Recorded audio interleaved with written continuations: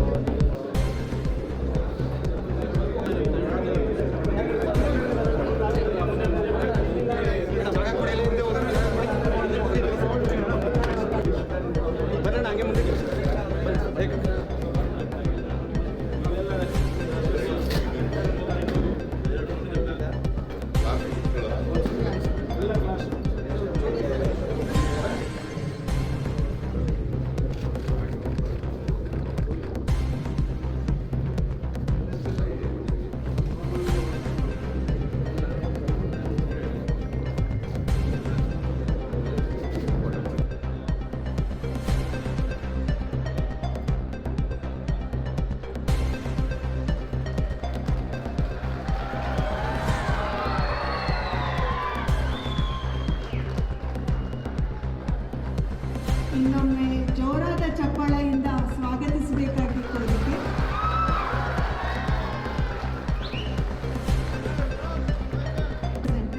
By its alumni spread across more than 100 countries.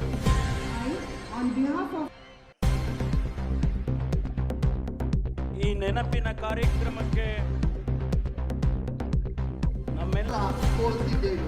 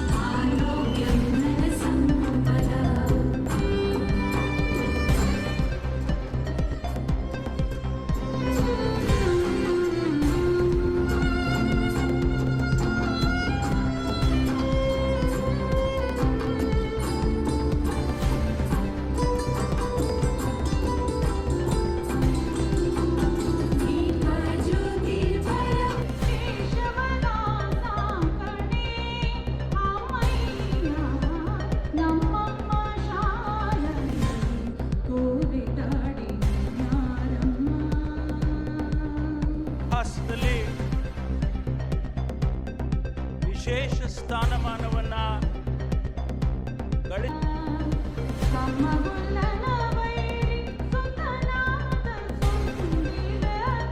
Shri Siddhartha education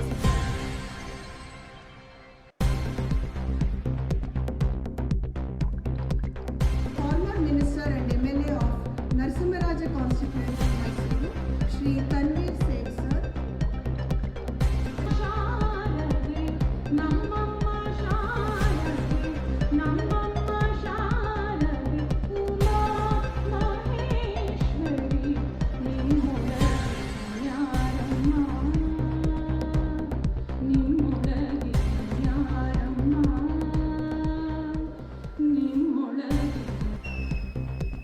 ಶಿಕ್ಷಣ ಸಂಸ್ಥೆಯ ಅಧ್ಯಕ್ಷರು, ನನ್ನ ಸಹೋದ್ಯೋಗಿ ಗೃಹ ಸಚಿವರು ಆದಂತ ಡಾಕ್ಟರ್ ಜಿ ಪರಮೇಶ್ವರ್ ಅವರ, ಶ್ರೀಮತಿ ಪರಮೇಶ್ವರ್ ಅವರ, ಸಮಾಜ ಕಲ್ಯಾಣ ಇಲಾಖೆಯ ಸಚಿವರಾದಂಥ ಡಾಕ್ಟರ್ ಎಸ್ ಸಿ ಮಹದೇವಪ್ಪ ಅವರ, ನರಸಿಂಹರಾಜ ವಿಧಾನಸಭೆಯ ಕ್ಷೇತ್ರದ ಶಾಸಕರು, ಮಾಜಿ ಮಂತ್ರಿಗಳು ಆದಂಥ ರಘುವೀರ್ ಶೇಟ್ ಅವರ,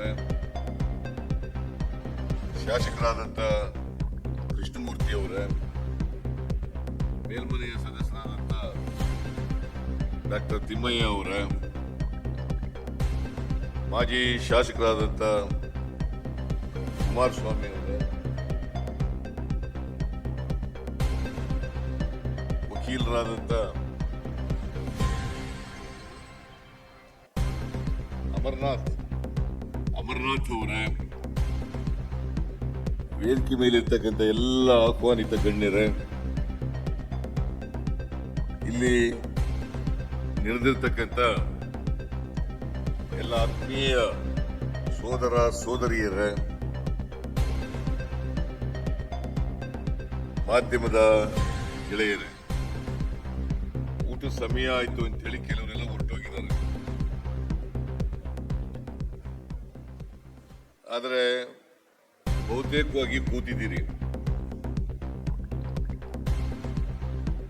ನಾನು ಅದಕ್ಕೋಸ್ಕರ ಹೆಚ್ಚು ಮಾತನಾಡಲಿಕ್ಕೆ ಹೋಗಲ್ಲ. ಈಗಾಗಲೇ ಡಾಕ್ಟರ್ ಪರಮೇಶ್ವರ್ ಅವರು ಸಿದ್ಧಾರ್ಥ ಶಿಕ್ಷಣ ಸಂಸ್ಥೆ ನಡೆದು ಬಂದಂತ ದಾರಿಯನ್ನು ಪ್ರಸ್ತಾಪ ಮಾಡಿದ್ದಾರೆ. ಇವನು ಯಾರು ಶಿವಲಾಕವನು? ಯಾರೇ ಅವನು ವಿಜಲಾಕವನು? ನಿಲ್ಸಯ್ಯ.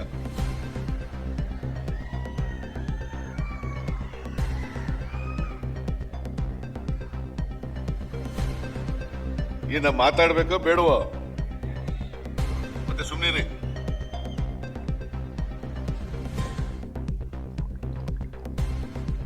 ಪರಮೇಶ್ವರ್ ಅವರ ತಂದೆಯವರಾದಂಥ ಗಂಗಾಧರಯ್ಯನವರು ಬಹಳ ಕಷ್ಟಪಟ್ಟು ವಿದ್ಯಾಸಂಸ್ಥೆಯನ್ನು ಕಟ್ಟಿದ್ದಾರೆ. ಪರಮೇಶ್ವರ್ ಅವರು ಹೇಳಿದ್ರು, ಗೊಲ್ರಳ್ಳಿನಲ್ಲಿ ಮೊದಲನೇ ಶಿಕ್ಷಣ ಸಂಸ್ಥೆ ಪ್ರಾರಂಭ ಆಯಿತು. ಅದು ಪ್ರಾರಂಭ ಆದದ್ದು ಕೊಟ್ಟಿಗೆನಲ್ಲಿ. ನೋಡಿ, ಇವತ್ತು ಕೊಟ್ಟಿಗೆನಲ್ಲಿ ಪ್ರಾರಂಭ ಆದಂತ ಗಂಗಾಧರಯ್ಯನವರು ಬೀಜ ಬಿದ್ದಂತ ವಿದ್ಯಾಸಂಸ್ಥೆ ಇವತ್ತು ಹೆಮ್ಮರವಾಗಿ ಬೆಳೆದಿದೆ. ಸುಮಾರು 35,000 ವಿದ್ಯಾರ್ಥಿಗಳು ಈ ಸಂಸ್ಥೆಯಲ್ಲಿ ವಿದ್ಯೆಯನ್ನ ಕಲಿತಾ ಇದ್ದಾರೆ. ಇವತ್ತು ಪ್ರಾಥಮಿಕ ಶಾಲೆಯಿಂದ ಹಿಡಿದು ಕಾಲೇಜುವರೆಗೆ, medical college, engineering college, BEd college, BSc college, MA, MSc ಎಲ್ಲ ಶಿಕ್ಷಣ ಸಂಸ್ಥೆಗಳು ಇವತ್ತೆಲ್ಲ ಒಳಗೊಂಡಿದ್ದಾವೆ. ಸುಮಾರು 86,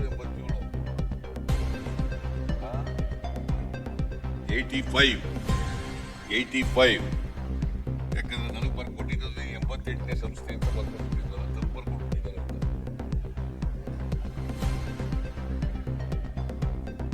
85 ಸಂಸ್ಥೆಗಳನ್ನ ಹೊಂದಿದೆ. ನೋಡಿ, ಗಂಗಾಧರಯ್ಯನವರು ಪರಮೇಶ್ವರನಷ್ಟು ದೊಡ್ಡ ವಿದ್ಯಾವಂತರಲ್ಲ. ಆ ಕಾಲದಲ್ಲಿ ಅವರು 60ನೇ ದಶಕದಲ್ಲಿ ಒಂದು ಯೋಚನೆ ಮಾಡಿದಾರಲ್ಲ, ಗ್ರಾಮೀಣ ಪ್ರದೇಶದ ಮಕ್ಕಳು, ಬಡವರ ಮಕ್ಕಳು, ಹಿಂದುಳಿದವ್ರ ಮಕ್ಕಳು, ಯಾರ್ಯಾರು ವಂಚಿತರಾಗಿದ್ದಾರೆ ಅಕ್ಷರ ಸಂಸ್ಕೃತಿಯಿಂದ, ಅವರಿಗೆ ಗುಣಮಟ್ಟದ ಶಿಕ್ಷಣ ಸಿಕ್ಕಬೇಕು. ಇವತ್ತು ದೇಶದಲ್ಲಿ ಎಲ್ಲರಿಗೂ ಗುಣಮಟ್ಟದ ಶಿಕ್ಷಣ ಸಿಕ್ಕಬೇಕು. ಬರೀ ಶಿಕ್ಷಣ ಸಿಕ್ಕಿದ್ರೆ ಸಾಲದು, ಆ ಶಿಕ್ಷಣ ಗುಣಮಟ್ಟದಿಂದ ಕೂಡಿರಬೇಕು. ಬಹಳ ಜನ ಪಡ್ಕೊಳ್ತಾರೆ. ಆ ಶಿಕ್ಷಣದಲ್ಲಿ ವೈಚಾರಿಕತೆ ಇಲ್ಲ ಹೋದ್ರೆ, ಆ ಶಿಕ್ಷಣದಲ್ಲಿ ವೈಜ್ಞಾನಿಕತೆ ಇಲ್ಲ ಹೋದ್ರೆ, ನಿಮಗೆ ವೈಚಾರಿಕತೆ ವೈಜ್ಞಾನಿಕತೆ ಶಿಕ್ಷಣ ಸಿಗದೆ ಹೋದ್ರೆ ನಾವು ಮನುಷ್ಯರಾಗಿ ರೂಪುಗೊಳ್ಳಲಿಕ್ಕೆ ಸಾಧ್ಯ ಆಗಲ್ಲ. ಇದನ್ನ ಅರ್ಥ ಮಾಡ್ಕೋಬೇಕಾಗ್ತದೆ. ಶಿಕ್ಷಣ ಬಹಳ ಮುಖ್ಯ, ನಿಜ. ಬಾಬಾ ಸಾಹೇಬ್ ಅಂಬೇಡ್ಕರ್ ಅವರು ಹೇಳಿದ್ರು, ವಿವೇಕಾನಂದರು ಕೂಡ ಹೇಳಿದ್ರು, ಶಿಕ್ಷಣ ಬಹಳ ಮುಖ್ಯ. ನಮ್ಮ ವಿಕಾಸ ಆಗ್ಬೇಕಾದ್ರೆ, ನಮ್ಮ ವ್ಯಕ್ತಿತ್ವದ ವಿಕಾಸ ಆಗ್ಬೇಕಾದ್ರೆ, ನಮ್ಮ ಸುತ್ತ ಪ್ರತಿಯೊಬ್ಬರಲ್ಲೂ ಕೂಡ ಸುತ್ತ ಪ್ರತಿಭೆ ಇರ್ತದೆ. ಆ ಪ್ರತಿಭೆ ವಿಕಸನ ಆಗ್ಬೇಕಾದ್ರೆ ವಿದ್ಯೆ ಬೇಕೇ ಬೇಕಾಗ್ತದೆ. ಆ ವಿದ್ಯೆ ಇದ್ದಾಗ ಮಾತ್ರ ನಾವು ಸ್ವಾಭಿಮಾನಿಗಳಾಗಿ ಮನುಷ್ಯರಾಗಿ ಬಾಳ್ಲಿಕ್ಕೆ ಸಾಧ್ಯ. ಬಹಳ ಜನ ವಿದ್ಯಾವಂತರಾಗಿರ್ತಾರೆ, ಡಾಕ್ಟರ್ಗಳಾಗಿರ್ತಾರೆ, ಇಂಜಿನಿಯರ್ಗಳಾಗಿರ್ತಾರೆ. ಅವರು ಮಾನವೀಯತೆಯನ್ನು ಬೆಳೆಸ್ಕೊಂಡಿರೋದು.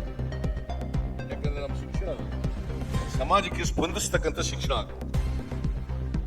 ಸಮಾಜಕ್ಕೆ ಸ್ಪಂದಿಸ್ಬೇಕು. ಎಂತ ಸಮಾಜ ಇದೆ ನಮ್ಮಲ್ಲಿ? ಅಸಮಾನತೆಯಿಂದ ಕೂಡಿರ್ತಕ್ಕಂಥ ಸಮಾಜ ಇದೆ, ಜಾತಿ ವ್ಯವಸ್ಥೆಯಿಂದ ಕೂಡಿರ್ತಕ್ಕಂಥ ಸಮಾಜ ಇದೆ, ಬಡವರು ಬಲ್ಲಿದ್ರು ಅಂತಕ್ಕಂಥ ಸಮಾಜ ಇದೆ. ಇದಕ್ಕೆ ಸ್ಪಂದಿಸ್ತಕ್ಕಂಥ ವಿದ್ಯೆ ಆಗ್ಬೇಕಲ್ಲ. ಇದಕ್ಕೆ ಸ್ಪಂದಿಸದೆ ಹೋದ್ರೆ ನಾವು ಈಗ ಯಾರೋ ಹೇಳಿದ್ರು ಮಾತಾಡುವಾಗ, ಯಾರು ಹೇಳಿದ್ರು ಸಮಪಾಲು ಸಮಪಾಲು ಸಮಪಾಲು ಸಮಪಾಳು. ಎಲ್ರಿಗೂ ಈ ದೇಶದ ಸಂಪತ್ತು, ಈ ದೇಶದ ಅಧಿಕಾರ ಹಂಚಿಕೆ ಆಗ್ಬೇಕಲ್ಲ. ಸ್ವಾತಂತ್ರ್ಯ ಬಂದಿರೋದು ಕೆಲವರೇ ಅನುಭವಿಸಕ್ಕ, ಕೆಲವರೇ ಮಜಾ ಮಾಡಕ್ಕ. ಶಿಕ್ಷಣ ಬಂದಿರ್ತಕ್ಕಂಥದ್ದು ಕೆಲವರೇ ಮಜಾ ಮಾಡಕ್ಕ, ಕೆಲವರೇ ಅದರ ಲಾಭವನ್ನು ಪಡ್ಕೊಳ್ಬೇಕ. ಇದು ಆಗ್ಬಾರ್ದು. ಯಾರು ತಳ ಸಮುದಾಯ ಇದೆಯಲ್ಲ, ಆ ತಳ ಸಮುದಾಯದವರು ಕೂಡ ಮುಖ್ಯವಾಹಿನಿಗೆ ಬರಬೇಕು. ಆ ಮುಖ್ಯವಾಹಿನಿಗೆ ಬರಬೇಕಾದ್ರೆ ನಮ್ಮಲ್ಲಿರ್ತಕ್ಕಂಥ ಅಸಮಾನತೆ ಹೋಗ್ಬೇಕು. ಬಾಬಾ ಸಾಹೇಬ್ ಅಂಬೇಡ್ಕರ್ ಅವರು ಇದನ್ನೇ ಹೇಳಿದ್ದು, ಅಸಮಾನತೆಯನ್ನು ತೊಡೆದಾಕಿ, ಅಸಮಾನತೆಯನ್ನು ತೊಡೆದಾಕಿ. ಇವತ್ತು ನಮಗೆ ದೇಶಕ್ಕೆ ಸ್ವಾತಂತ್ರ್ಯ ಬಂದಿರತಕ್ಕಂಥದ್ದು ಅದು ಯಶಸ್ವಿ ಆಗ್ಬೇಕಾದ್ರೆ ಈ ಸಮಾಜದಲ್ಲಿರ್ತಕ್ಕಂಥ ಯಾರು ಅಸಮಾನತೆಯಿಂದ ನರಳುತ್ತಾ ಇದ್ದಾರೆ ಅವ್ರಿಗೆ ಆರ್ಥಿಕ ಸ್ವಾತಂತ್ರ್ಯ ಮತ್ತು ಸಾಮಾಜಿಕ ಸ್ವಾತಂತ್ರ್ಯ ಸಿಕ್ಕಿದಾಗ ಮಾತ್ರ ಅವರು ಸಮಾನತೆಯಂತ ಹೋಗ್ಲಿಕ್ಕೆ ಸಾಧ್ಯ ಆಗ್ತದೆ. ಇಲ್ಲಿ ಹೋದ್ರೆ ಹಂಗೆ ಅಸಮಾನತೆ ಹೋಗ್ತದೆ. ಬಸವಣ್ಣವರು ಎಷ್ಟು ವರ್ಷ ಆಯ್ತು ಹೇಳಿ? ಇವನಾರವ ಇವನಾರವ ಇವನಾರವ ಎಂದೆನಿಸದಿರಯ್ಯ, ಇವ ನಮ್ಮವ ಇವ ನಮ್ಮವ ಇವ ನಮ್ಮವ ಎಂದೆನಿಸಯ್ಯ, ನಿನ್ನ ಮನೆಯ ಮಗನೆಂದೆನಿಸಯ್ಯ ಅಂತ ಹೇಳಿ ಎಷ್ಟು ವರ್ಷ ಆಯ್ತು? ಹೋಗಿದೆಯಾ? ಆಗಿನ್ನೂ ಇಷ್ಟೊಂದು 850 ವರ್ಷಗಳ ಹಿಂದೆ, ಈಗ 76% ಶಿಕ್ಷಣ ಸಿಕ್ಕಿದೆ. 76% ಸಿಕ್ಕಿದೆ, 24% ಮಾತ್ರ ಶಿಕ್ಷಣ ಸಿಕ್ಕಿಲ್ಲ.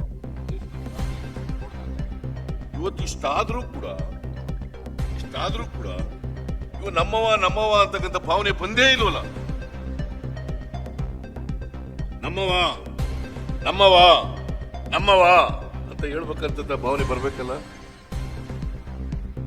ಇದನ್ನ ವಚನ ಹೇಳ್ಬಿಟ್ಟು, ಬಸವಾದಿ ಶರಣರು ವಚನ ಹೇಳ್ಬಿಟ್ಟು ಇವನಾರವ ಅಂತ ಹೇಳ್ಬಿಟ್ಟು ಇವ ನಮ್ಮವ ನಮ್ಮವ ಅಂತ ಹೇಳ್ಬಿಟ್ಟು ಆಮೇಲೆ ಈಗ ಯಾವ ಜಾತಿ ಅದು, ಯಾವ ಜಾತಿ ಸೇರಿ ಆಗ್ತದೆ? ಬದುಕಕ್ಕೋಸ್ಕರ ಒಂದು ಶಿಕ್ಷಣ ಬೇಕಾಗ್ತದೆ. ಬಹಳ ಜನ ಡಾಕ್ಟರ್ಗಳು, ಇಂಜಿನಿಯರ್ಗಳು ನಮ್ಮ ಮೌಢ್ಯಗಳನ್ನು ಬಿಡದೇ ಇಲ್ಲ, ಕಂದಾಚಾರಗಳನ್ನು ಬಿಡದೇ ಇಲ್ಲ. ಮತ್ತೆ ಮೌಢ್ಯಗಳನ್ನ ಕಂದಾಚಾರಗಳನ್ನು ಬಿಡದೆ ಹೋದ್ರೆ ಎಂತ ಶಿಕ್ಷಣ ಅದು? ನಮಗೆ ಬೇಕಾಗಿರ್ತಕ್ಕಂಥ ಶಿಕ್ಷಣ ಮನುಷ್ಯನನ್ನ ಪ್ರೀತಿಸ್ಬೇಕು, ಇನ್ನೊಬ್ಬರನ್ನ. ಅಂತ ಶಿಕ್ಷಣ ಬೇಕು. ದ್ವೇಷದಲ್ಲ, ಜಾತಿ ಆಧಾರದ ಮೇಲೆ ಅಥವಾ ಆರ್ಥಿಕ ಇದ್ರ ಮೇಲೆ, ಶ್ರೀಮಂತಿಕೆ ಮೇಲೆ ನಾವು ಪ್ರೀತಿಸೋದಲ್ಲ, ಮನುಷ್ಯನನ್ನ ಪ್ರೀತಿಸಬೇಕು ಅಂತ ಶಿಕ್ಷಣ ಆಗ್ಬೇಕು. ಬಹುಶಃ ಇವೆಲ್ಲ ದಲಿತ ವರ್ಗದಿಂದ ಬಂದಿರೋದ್ರಿಂದ ಅಂತ ಶಿಕ್ಷಣ ಕೊಡ್ತಾರೆ ಅಂತಕ್ಕಂಥ ವಿಶ್ವಾಸ ಇದೆ, ನಂಬಿಕೆ ಇದೆ. ಬಹಳ ಜನ ಈಗ ಮಹಿಳೆಯರು ಇಲ್ಲೆಲ್ಲ ಬಹಳ ಜನ ಇದ್ದಾರೆ. ನಿಮ್ಗೆ ನಿಮ್ಗೆಲ್ಲ ಯಾವಾಗ ಸಮಾನತೆ ಬಂತು ಗೊತ್ತಾ? ಬಸವಣ್ಣನ ಕಾಲದಲ್ಲಿ. ಅಲ್ಲದೆ ನಿಮ್ಗೆಲ್ಲ ಸಮಾನತೆನೇ ಇರಲಿಲ್ಲ. ತಲೆ ಬೋಳಿಸ್ಬಿಟ್ಟು ಒಳಗಡೆ ಇಟ್ಬಿಡ್ತಿದ್ರು. ಅಕ್ಷರ ಕಲಿಯಾಗಿರ್ಲಿಲ್ಲ ನೀವು. ಅಕ್ಷರ ಸಂಸ್ಕೃತಿಯಿಂದ ನೀವು ವಂಚಿತರಾಗಿದ್ರಿ. ಹೆಂಗೆ ಶೂದ್ರರು ವಂಚಿತರಾಗಿದ್ರು ಅದೇ ರೀತಿ ಮಹಿಳೆಯರು ಕೂಡ ವಂಚಿತರಾಗಿದ್ರು. ಶೂದ್ರರು ಅಕ್ಷರ ಸಂಸ್ಕೃತಿಯಿಂದ ನೂರಾರು ವರ್ಷಗಳ ಕಾಲ ವಂಚಿತರಾಗಿದ್ರು. ಯಾಕಂದ್ರೆ ನಮ್ಮ ಜಾತಿ ವ್ಯವಸ್ಥೆನಲ್ಲಿ ಶೂದ್ರ ವರ್ಗ ಇದ್ದಲ್ಲ, ಆ ಶೂದ್ರ ವರ್ಗ ವಿದ್ಯೆ ಕಲಿಯಾಗಿರ್ಲಿಲ್ಲ, ಸಂಸ್ಕೃತ ಕಲಿಯಾಗಿರ್ಲಿಲ್ಲ. ಇದು ಬಹಳ ವರ್ಷ ಇತ್ತು ಸಮಾಜದಲ್ಲಿ. ಸ್ವಾತಂತ್ರ್ಯ ಬಂದ ಮೇಲೆ ಎಲ್ಲರೂ ವಿದ್ಯೆ ಕಲೀಲಿಕ್ಕಾಗಿರೋದು. ಈಗ ಇದು ಒಂದು ಫಂಡಮೆಂಟಲ್ ರೈಟ್ ಆಗಿದೆ. ಈಗ ಫಂಡಮೆಂಟಲ್ ರೈಟ್ ಆಗಿದೆ. ವಿದ್ಯೆ ನಮ್ಮ ಹಕ್ಕು, ಮೂಲಭೂತ ಹಕ್ಕು. ವಿದ್ಯೆ ಕಲೀಲೇಬೇಕು. ಆದ್ರೆ ಕಲಿಯುವಾಗ ಎಂತ ವಿದ್ಯೆ ಕಲಿಬೇಕು ಅಂತಂದ್ರೆ ವೈಚಾರಿಕತೆ ಇರ್ತಕ್ಕಂಥ ಮತ್ತೆ ವೈಜ್ಞಾನಿಕತೆ ಇರ್ತಕ್ಕಂಥ ವಿದ್ಯೆಯನ್ನ ಕಲಿಬೇಕು. ನೀವು ವಿದ್ಯಾವಂತರಾಗ್ಬಿಟ್ಟು ಡಾಕ್ಟರ್ಗಳಾಗ್ಬಿಟ್ಟು ಇಂಜಿನಿಯರ್ಗಳಾಗ್ಬಿಟ್ಟು ಗೊತ್ತಿದ್ದುವೆ ತಪ್ಪು ಯಾಕೆ ಮಾಡ್ಬೇಕು? ಯಾಕಪ್ಪ ನೀನು ಬಟ್ಟೆ ಇಲ್ಲ, ಒಟ್ಟಿಗೆ ಇಟ್ಟಿಲ್ಲ, ನಿನಗೆ ಮನೆ ಇಲ್ಲ, ಯಾಕೆ ವಿದ್ಯೆ ಕಲೀಲಿಲ್ಲ ಅಂತಂದ್ರೆ ನಾನು ಹಣೆ ಬರೋ ಸ್ವಾಮಿ, ನಾನು ಏನ್ ಮಾಡೋದು? ಯಾವ ದೇವರು ಬರ್ತಿದ್ರು ನಿಮ್ಗೆ ಹಣೆಯಲ್ಲಿ? ಬಹಳ ಜನ ಮನೆಯಲ್ಲೆಲ್ಲ ಹೇಳ್ಕೊಡ್ತಾರೆ ನಮ್ಗೆ. ನಮ್ಮ ಮನೆಯಲ್ಲೆಲ್ಲ ಹೇಳ್ಕೊಡ್ತಿದ್ರು ನನಗೆ ಹಣೆ ಬರಹ. ಹಣೆಯಲ್ಲಿ ಬರ್ದಿದ್ದಾರ ದೇವರು? ಬಸವಣ್ಣ ಏನ್ ಹೇಳ್ದ? ಇದೆಲ್ಲ ಬಿಡ್ಬೇಕಪ್ಪ, ಕರ್ಮ ಥಿಯರಿನ ರಿಜೆಕ್ಟ್ ಮಾಡಿ ಅಂತ ಹೇಳಿದ್ರು ಬಸವಣ್ಣ, ಅಲ್ವಾ? ಏನು ಕರ್ಮ ಥಿಯರಿ ಅಂದ್ರೆ? ಏನ್ರಿ ಕರ್ಮ ಥಿಯರಿ ಅಂದ್ರೆ? ನೀನ್ ಯಾಕೆ ಹಿಂಗ್ ಹುಟ್ಟಿದ್ಯಾ ಅಂತಂದ್ರೆ ನಮ್ ಕರ್ಮ ಸ್ವಾಮಿ, ನಾ ಹಿಂದಿನ ಜನ್ಮದಲ್ಲಿ ಕರ್ಮ ಮಾಡ್ಬಿಟ್ಟಿದ್ದೆ, ಅದಕ್ಕೋಸ್ಕರ ಈ ಜನ್ಮದಲ್ಲಿ ಹಿಂಗ್ ಹುಟ್ಬಿಟ್ಟಿದ್ದೀನಿ. ಯಾರು ಗೊತ್ತಾ ಹಿಂದಿನ ಜನ್ಮದಲ್ಲಿ ಹಿಂಗ್ ಹುಟ್ಟಿದ್ದು ಅಂತ? ಯಾರೋ ಹೇಳ್ತಾರ, ಅದು ಹೇಳೋದು. ಹಿಂದಿನ ಜನ್ಮನೂ ಇಲ್ಲ, ಮುಂದಿನ ಜನ್ಮನೂ ಇಲ್ಲ. ಈಗಿನ ಜನ್ಮದಲ್ಲಿ ನಾವು ಮನುಷ್ಯರಾಗಿರೋದೇ ವಿದ್ಯೆ ಕಲಿತಕ್ಕಂಥದಕ್ಕೆ ಅರ್ಥ ಬರ್ತದೆ. ಈ ಜನ್ಮದಲ್ಲಿ ಏನಾಗಿದೋ ಅನ್ನೋದು ಹಿಂದಿನ ಜನ್ಮದಲ್ಲಿ ಎಲ್ಲ ಗೊತ್ತಾ? ಹಿಂದಿನ ಜನ್ಮ ಯಾರು ಗೊತ್ತು? ಏನಪ್ಪ ಗೊತ್ತಾ? ಹಿಂದಿನ ಜನ್ಮದಲ್ಲಿ ಏನಾಗಿದೆ ಅಂತ ಗೊತ್ತಾ ನಿಮ್ಗೆ? ಈ ಜನ್ಮದಲ್ಲಿ ಏನಾಗಿದ್ದೀನಿ ಅನ್ನೋದು ಬಹಳ ಮುಖ್ಯ. ಈಗ ನಮಗೆ 4 ಜನ ಹಣ ತಂದಿರಿದ್ದಾರೆ, ಇನ್ನು 3 ಜನ ಹೊಲ ಉಳ್ತಾರೆ. ನಾವೊಬ್ಬ ಮಾತ್ರ ಮುಖ್ಯಮಂತ್ರಿ ಆಗಿದ್ದೀನಿ. ನನ್ನ ಮನೇಲಿ ಬರ್ದ್ಬಿಟ್ಟು ಇವರು ಈಗ ಮುಖ್ಯಮಂತ್ರಿ ಆಗು, ನೀವೆಲ್ಲ ಹೊಲ ಉಳಿ ಅಂತ ಬೇರೆಯವ್ರಿಗೆಲ್ಲ ಬರ್ದ್ಬಿಟ್ಟು ನಂಗೆ. ನಾನು ಒಂದೇ ತಾಯಿ ಮಕ್ಕಳು. ನೋಡಿ, ಅದಕ್ಕೆ ಈ ಶಿಕ್ಷಣ ಸಂಸ್ಥೆಯಲ್ಲಿ ಗುಣಮಟ್ಟದ ವಿದ್ಯೆಯನ್ನ ವೈಚಾರಿಕತೆಯಿಂದ ಇರ್ತಕ್ಕಂಥ ಶಿಕ್ಷಣ, ಇಲ್ಲಿ ಟೀಚರ್ಗಳು ಕೂಡ ಹೇಳ್ಕೊಡ್ಬೇಕು ಮಕ್ಕಳಿಗೆ. ಈಗ ಇದು ಹೈಸ್ಕೂಲ್, 1ನೇ ತರಗತಿಯಿಂದ ಹೈಸ್ಕೂಲ್ ಹೋಗಿರ್ತಾರೆ. ಈಗ ಕಲ್ತದೇ ಬಹಳ ಮುಖ್ಯ. ನಾನು ಏನು ಹೈಸ್ಕೂಲಲ್ಲಿ ಕಲ್ತಿದ್ರು ಅಷ್ಟು ಮಾತ್ರ ಲೆಕ್ಕಕ್ಕೆ ಬರೋದು. ಕಾಲೇಜ್ ಕಲ್ತದೆಲ್ಲ ಮರ್ತೋಗ್ಬಿಡೋದು. ಗೊತ್ತಿಲ್ಲ ನನಗೆ ಡಾಕ್ಟರ್, ನಿಮ್ಗೆ ಕಾಲೇಜ್ ಕಲ್ತದೆಲ್ಲ ಮರ್ತೋಯ್ತು. ಪ್ರೈಮರಿ ಸ್ಕೂಲ್ನಲ್ಲಿ ಮತ್ತೆ ಹೈಸ್ಕೂಲ್ನಲ್ಲಿ ಕಲ್ತಿದ್ದಲ್ಲ ಅದೇ ಜ್ಞಾಪಕ. ಅಲ್ಲಿ ನಿಮ್ಗೆ ಮಕ್ಕಳನ್ನ ಯಾವ ತರ ತಯಾರು ಮಾಡ್ತೀವಿ ಅದ್ರ ಮೇಲೆ ಅಲ್ವಾ? ಮತ್ತೆ ತಂದೆ ತಾಯಿಗಳು ಕೂಡ, ಪೋಷಕರು ಕೂಡ ಇದು ಎಣ್ಣೆ ಹೇಳ್ಕೊಡ್ಬೇಕು ಮನೆಯಲ್ಲಿ ಕೂಡ. ಇದನ್ನ ಹೇಳ್ಕೊಡದೇನೆ ಕಂದಾಚಾರ, ಮೌಢ್ಯ, ಹಿಂದಿನ ಜನ್ಮ, ಕರ್ಮ ಸಿದ್ಧಾಂತ ಇವೆಲ್ಲ ಹೇಳ್ಕೊಟ್ರೆ ಏನ್ ಪ್ರಯೋಜನ ಆಗುತ್ತೆ? ಅವ್ರು ಮನುಷ್ಯರಾಗದೇ ಇಲ್ಲ. ನಾವೆಲ್ಲ ರಾಜಕೀಯದಲ್ಲಿ ಇರೋರಿಗೆ ಗೊತ್ತಾಗ್ತದೆ ಎಷ್ಟು ಜನ ವಿದ್ಯಾವಂತರು ಜಾತಿ ಮಾಡ್ತಾರೆ ಅಂತ ಗೊತ್ತಾಗ್ತದೆ. ನಮ್ಮವನಲ್ಲಪ್ಪ ಇವನು, ಓಟ್ ಹಾಕಲ್ಲ ಅಂತ. ನಮ್ಮವನಪ್ಪ ಓಟ್ ಹಾಕಣ. ಅವನ್ ಜನಪರವಾಗಿದ್ರೋ ಇಲ್ವೋ ಗೊತ್ತಿಲ್ಲ, ಅವ್ರಿಗೆ ರಾಜಕೀಯ ನಾಲೆಡ್ಜ್ ಇದೆಯೋ ಇಲ್ವೋ ಗೊತ್ತಿಲ್ಲ. ನಮ್ಮವನಪ್ಪ ಕೊಡೋಣ, ಓಟ್ ಹಾಕೋಣ. ನಮ್ಮಲ್ಲಿ ಒಬ್ಬ MLA ಇದ್ದ. ನಾನು MLA ಆದಾಗ ನಾನು ಹೆಸರು ಹೇಳೋಣ, ಅವನು ಎಷ್ಟು ಮೂಢನಂಬಿಕೆ ಇವನಿಗೆ ಇತ್ತು ಅಂತಂದ್ರೆ, ನಾನು ಸಿದ್ದರಾಮಯ್ಯನವ್ರು ರಾತ್ರಿ ಹೊತ್ತು ಕೈ ಮುಗ್ಕೊಂಡೆ ಮಲಿಕತೀನಿ ಅಂತ ಹೇಳ್ತಿದ್ದ. ಯಾಕಪ್ಪ ಅಂತಂದ್ರೆ ಅವ್ರ ಕೈ ಮುಗಿದು ಅಭ್ಯಾಸ ಆಗುತ್ತೆ, ಅದಕ್ಕೋಸ್ಕರ ಕೈ ಮುಗ್ಕೊಂಡೆ ಮಲಿಕತೀನಿ. ಈ ತರದವರು ಈಗ ರಾಜಕಾರಣದಲ್ಲಿ ಬರಕ್ ಶುರುವಾಗ್ಬಿಟ್ಟಿದ್ದಾರೆ.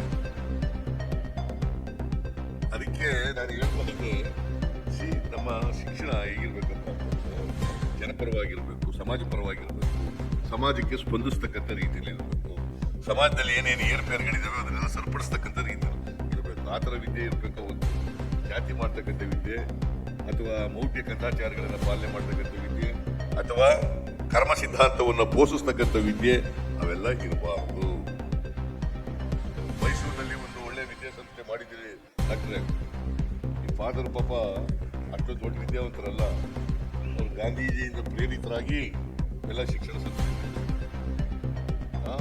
ಅವ್ರು ನೋಡಿ ಆ ಕಾಲದಲ್ಲಿ ಆ ಕಲ್ಪನೆ ಇತ್ತಲ್ಲ, ಸಮಾಜಕ್ಕೆ ಏನಾದ್ರು ಸೇವೆ ಮಾಡಲೇಬೇಕು ಅಂತಕ್ಕಂಥ ಆ ಕಲ್ಪನೆ ಇತ್ತಲ್ಲ, ಅದು ಬಹಳ ದೊಡ್ಡದು ಅಂತಕ್ಕಂಥ ಮಾತುಗಳನ್ನ ಈ ಸಂದರ್ಭದಲ್ಲಿ ಗಂಗಾಧರಯ್ಯನವರು ಬಹಳ ರೂಪಾಯಿ ಹಾಕ್ಬಿಟ್ಟು ಹೋಗಿದ್ದಾರೆ. ಅದನ್ನ ಬೆಳೆಸ್ತಕ್ಕಂಥದ್ದು ನಿಮ್ಮ ಜವಾಬ್ದಾರಿ. ಚೇರ್ಮನ್ ಆಗಿದೆ. ರಾಜಕಾರಣಕ್ಕಿಂತ ಹಾಗಂತೇಳಿ ರಾಜಕಾರಣ ಬೇಡ ಅಂತ ಹೇಳೋಲ್ಲ ನಾನು, ರಾಜಕಾರಣ ಮಾಡಿ. ಆದ್ರೆ ನಿಮ್ ತಂದೆಯವರು ಯಾವ ಉದ್ದೇಶ ಇಟ್ಕೊಂಡು ವಿದ್ಯಾಸಂಸ್ಥೆ ಕೊಟ್ಟಿದ್ರು ಆ ಉದ್ದೇಶ ಸಫಲಾಗಲಿ ಪ್ರಯತ್ನ ಅತ್ಯಂತ ಅವಶ್ಯ ಅಂತಕ್ಕಂಥ ಮಾತುಗಳನ್ನ ಹೇಳಲಿಕ್ಕೆ ಬಯಸ್ತೇನೆ. ಅದಕ್ಕೆ ನಾನು ನೋಡಿ ಮಹಿಳೆಯರಿಗೆಲ್ಲ ಫ್ರೀ ಬಸ್ನ ತಿರುಗಾಡಿ ಅಂತ ಮಾಡಿರೋದು. ನಿಮ್ಗೆಲ್ಲ ದುಡ್ಡು ಉಳ್ಕೊಳ್ಳಿ, ಆ ದುಡ್ಡು ನಿಮ್ಗೆ ಬೇರೆ ಕಡೆ ಖರ್ಚು ಮಾಡ್ಲಿ ಅಂತೇಳಿ ಮಾಡಿರ್ತಕ್ಕಂಥದ್ದು. ಆಮೇಲೆ ಗೃಹಲಕ್ಷ್ಮಿ ಅಂತ ಮಾಡಿರ್ತಕ್ಕಂಥ 2,000 ರೂಪಾಯಿ ಮಾಡಿದ್ದೀನಲ್ಲ, 1,22,00,000 ಕುಟುಂಬಗಳಿಗೆ, 1,22,00,000 ಕುಟುಂಬಗಳಿಗೆ. ಒಂದು ಕುಟುಂಬದಲ್ಲಿ ಎಷ್ಟು ಜನ ಇರ್ತಾರೆ? 4 ಜನ ಇರ್ತಾರೆ. 4 ಜನ ಅಂತಂದ್ರೆ ಎಷ್ಟಾಯ್ತು? 1,22,00,000 ಅಷ್ಟು ಜನಕ್ಕೆ ತಿಂಗಳಿಗೆ 2,00,000 ರೂಪಾಯಿ 2,000 ರೂಪಾಯಿ ಕೊಡ್ತಾ ಇದ್ದೀವಿ. ಅದು ಕೊಡೋದಕ್ಕಂತೂ ಸಿದ್ದರಾಮಯ್ಯನವರು ನಿಲ್ಲಿಸ್ಬಿಡ್ತಾರೆ. ಸಿದ್ದರಾಮಯ್ಯನವರು ಅತ್ತೆ ಸೊಸೆಗೆ ಜಗಳ ತಂದಿಟ್ಬಿಟ್ಟಿದ್ದಾರೆ. ಎಲ್ಲರೂ ಉಂಟೆ ಅತ್ತೆ ಸೊಸೆ ಜಗಳ ಮಾಡಕ್ಕೆ ನಾವು ಕೊಟ್ಟಿರೋದು. ಅತ್ತೆ ಸೊಸೆ ಜಗಳ ತಂದಿ. ಮತ್ತಷ್ಟು ಸುದ್ದಿಗಳಿಗಾಗಿ ನೋಡ್ತಾ ಇರಿ ಪಬ್ಲಿಕ್ ನ್ಯೂಸ್ 24x7. ಇದು ಸತ್ಯದ ಧ್ವನಿ.